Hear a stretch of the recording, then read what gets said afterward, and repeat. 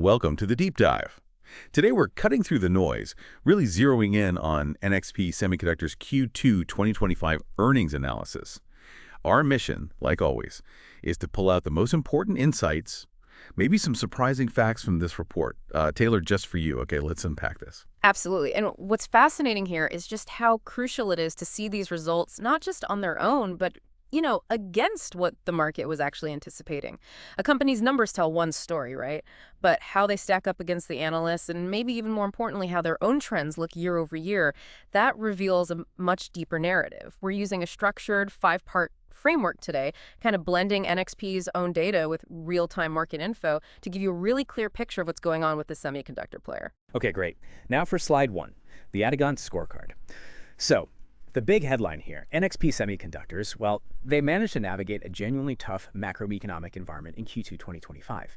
And they delivered financial results that actually surpassed what Wall Street was expecting. Now, this is a critical piece of context because, look, the broader semiconductor industry, it's facing a pretty significant cyclical downturn. We're seeing widespread year-over-year declines. So, NXT's ability to beat those forecasts, both on revenue and earnings, that's really interesting. Here's where it gets really interesting. Let's look at the numbers. Revenue. They reported $2,926 million. That edged out the consensus estimate of $2.90 billion. Just slightly, but still a beat. And on profitability, their non-GAAP diluted earnings per share, or EPS, came in at $2.72. That was comfortably ahead of the Wall Street consensus, which was $2.66 per share. That's right. And while the beat was definitely there, the initial analyst view was pretty neutral. And for good reason.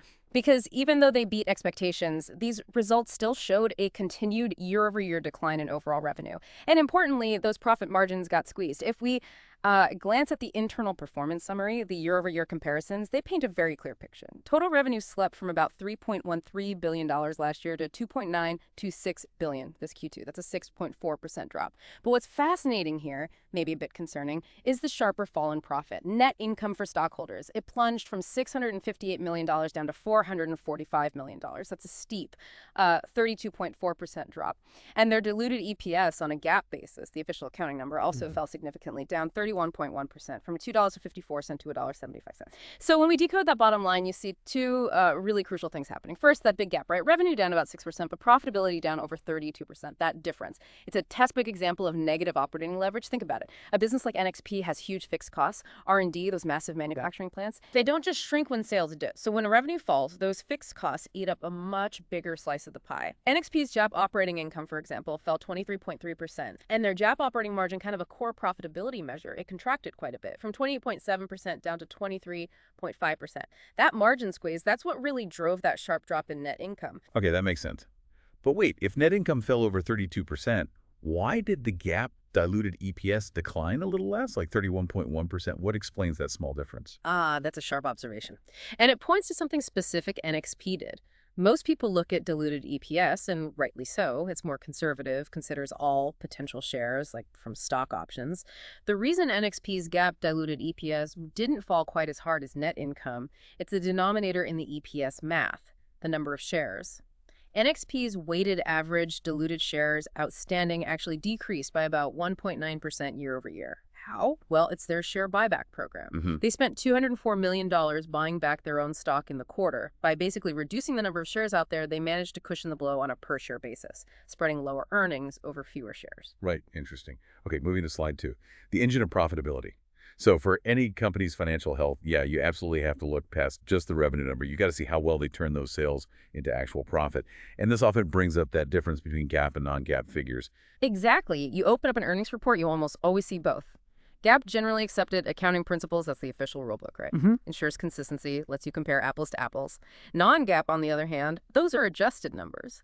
Management pulls out certain expenses they feel aren't part of the core ongoing business, things like non-cash stuff like share-based compensation, or maybe one-off items like restructuring costs. For Q2 2025, NXP's official GAAP net income was $445 million, but their non-GAAP net income much higher at $690 million. The biggest adjustments were about $117 million for stock compensation, $67 million for restructuring, and $32 million for something called purchase price accounting, or PPA effects. The idea is stripping these out gives you a clear view of the fundamental day-to-day operational profit. Okay, let's unpack this. The margin squeeze you mentioned, what exactly happened there? Sounds pretty significant. Oh, it absolutely was. And this is where that tough operating environment really shows up. NXP saw a definite contraction in its margins compared to last year.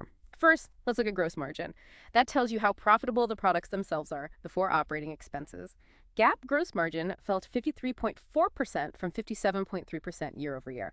Similarly, the non-GAAP gross margin went from 58.6% down to 56.5%. That basically means the cost to make and sell their chips went up as a percentage of sales. Could be a mix of things, maybe a less profitable product mix, maybe lower factory usage because demand is down, maybe input costs rose. Hard to say from just this number. But the squeeze got even tighter when you look at operating margin. This includes everything: R&D, sales, admin costs. It's a broader measure. Here, the GAAP operating margin fell sharply from 28.7% down to 23.5%. And the non-GAAP operating margin dropped from 34.3% to 32.0%. This really hammers home that negative operating leverage point we talked about. Remember, revenue fell by about $200 million year over year. Well, their total operating expenses only decreased by $16 million. That huge difference shows how much of their cost structure is pretty fixed. When sales drop, those fixed costs just way much heavier on profits. This raises an important question. How much can a company like NXP really fix its costs when things slow down? Yeah, good question. Okay, now for slide 3. The engine room business segment performance. Because looking at that total revenue number, it can really hide what's going on underneath, right? Breaking it down by business unit is key. Tells us who's winning, who's struggling, how the company's focus might be shifting. Here's where it gets really interesting. It truly is. The segment results, they tell a story of really stark diversions. And it highlights NXP becoming more and more reliant on just one end market. So let's break it down. Automotive, it's their biggest segment by far. And it showed amazing resilience. Revenue was basically flat up, just 0.1% year over year, bringing in about $1.73 billion. That stability, it was the anchor for NXP's whole quarter. In fact, Automotive's slice of the total revenue pie grew from 55.3% last year to 59.1% this quarter. It really shows their strength in hot areas like ADAS, advanced driver assistance systems, and in-vehicle networking. Now, contrast that with, well, every other segment. They all declined. Industrial and IoT, down a significant 11.4% to about $546 million. Mobile, also down 4.1% to around $331 million. But the really sharp drop was in communication infrastructure and other. That segment just collapsed, down a hefty 27.0%, landing at $320 million. That really points to a deep cyclical downturn hitting that specific market hard. So boiling it down for the listener, what does this whole mean? What are the implications of NXP leaning so heavily on automotive right now for you? Well, it means you really have to think about the increased concentration risk. Look, automotive is a strength right now, no doubt. It shows NXP's capabilities. But relying so much on one area definitely bumps up the company's overall risk profile. What happens if, down the road, the automotive semiconductor cycle hits a rough patch? NXP would be much more exposed. These Q2 results make it clear. Automotive propped up NXP while it weathered some serious storms in its other markets. Got it. Okay, moving to slide 4. Financial strength and shareholder rewards. We've looked at the quarterly profits, but long-term health also really depends on the balance sheet, right? And the company's ability to generate cash. Cash to reinvest, and of course, cash to give back to shareholders. Exactly. And to gauge NXP's balance sheet health, we often look at leverage. A common measure is the debt-to-equity ratio, total debt compared to shareholders' equity. Higher ratio can mean more risk. So at the end of Q2 2025, NXP's total debt was around $11.5 billion, and total equity was about $9.6 billion. That puts their debt-to-equity ratio at 1.20x. Now, that's a little higher than Q2 last year when it was 1.13x. So a modest increase in leverage.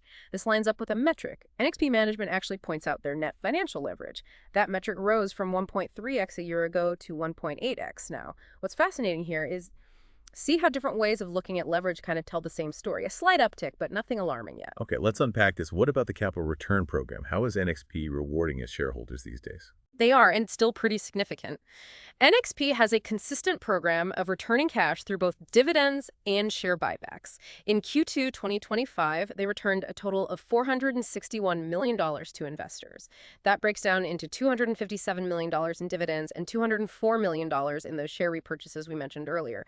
Now, while $461 million is a lot of money, it's actually a bit less than last year. In Q2 2024, they returned $570 million. So this quarter represents about a 19% 19% decrease year over year. This slowdown seems like a prudent move, really. Sensible capital management. That $461 million they returned, it represents about 66% of their non-GAAP free cash flow for the quarter. So they're still very committed to shareholder returns, but by maybe tapping the brakes slightly on buybacks, especially given the tricky business environment, management is balancing things, balancing rewarding shareholders with keeping enough financial flexibility. It kind of signals confidence, but also, appropriate caution. Makes sense. Okay, final section. Now for slide 5, the road ahead management's outlook and key takeaways. And for investors like you, this is often the most critical part of the earnings release, right? The forward-looking guidance. What does management expect to happen next? Absolutely. And the commentary from CEO Kurt Sievers, it set a tone that was, I'd say, cautiously optimistic. He said, and I'm quoting here, "Our guidance for the third quarter reflects the combination of an emerging cyclical improvement in NXP's core end markets, as well as the performance of our company-specific growth drivers." That phrase, emerging cyclical improvement, that's key. It signals management really believes the worst might be over for NXP. And they back this up with pretty strong numbers for their Q3 2025 forecast. At the midpoint, they're looking for total revenue of $3.15 billion. Now, that implies a significant jump from Q2, about an 8% sequential increase. That's substantial. They also expect non-GAAP gross margin to hit 57.0%, non-GAAP operating margin at 33.7%, and non-GAAP diluted EPS around $3.10.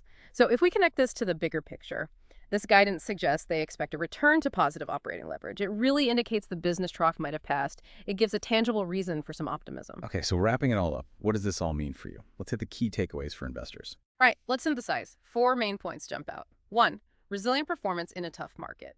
NXP delivered that solid beat against expectations, yes, but the underlying YoY declines still confirm we're in a broad cyclical downturn. 2, Automotive is the anchor in the storm. The stability of their biggest segment, now nearly 60% of sales, really masked deep weakness elsewhere, and that highlights the increasing concentration risk.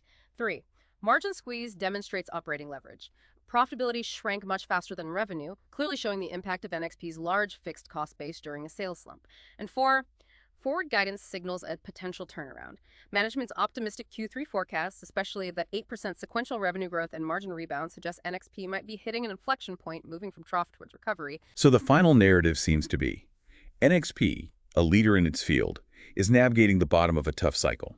That beat wasn't market strength, it was good execution, and the power of their automotive business acting as ballast. The profit decline was kind of expected due to the cycle, but their ability to still generate strong cash flow, nearly $700 million non-GAAP free cash flow, and keep rewarding shareholders, that speaks volumes. And that Q3 guidance really pivots the story, doesn't it? From just getting through the downturn to maybe seeing that emerging cyclical improvement. Exactly right. And, analyzing earnings like this with a consistent framework like the 5 parts we used, it helps any investor get beyond just the headlines. It lets you spot the real drivers, check the financial health, understand what management is actually saying between the lines. It's a repeatable way to build a much deeper understanding over time. And that's exactly why we do these deep dives, to help you cut through all that noise and hopefully have a few aha moments. Definitely. And maybe one final thought for you, the listener, to chew on. Given NXP's growing dependence on that automotive segment, how might you think about their long-term diversification strategy? Or maybe what questions would you ask about where future growth might come from outside of automotive? Okay, important reminders. This deep dive is for informational purposes only. It does not constitute financial, investment, legal, or tax advice. All investment decisions should always be made based on your own research and in consultation with a qualified financial professional. And also, this report was generated by an artificial intelligence model, integrating data directly from NXP's official earnings press release with publicly available market data. All information, including all the financial data and calculations, should be independently verified by you, the user, before making any decisions. Like and subscribe to stockanalytics.ai YouTube channel. Members get access to our growing library of all S&P 500 stocks and get priority requests for company deep dives.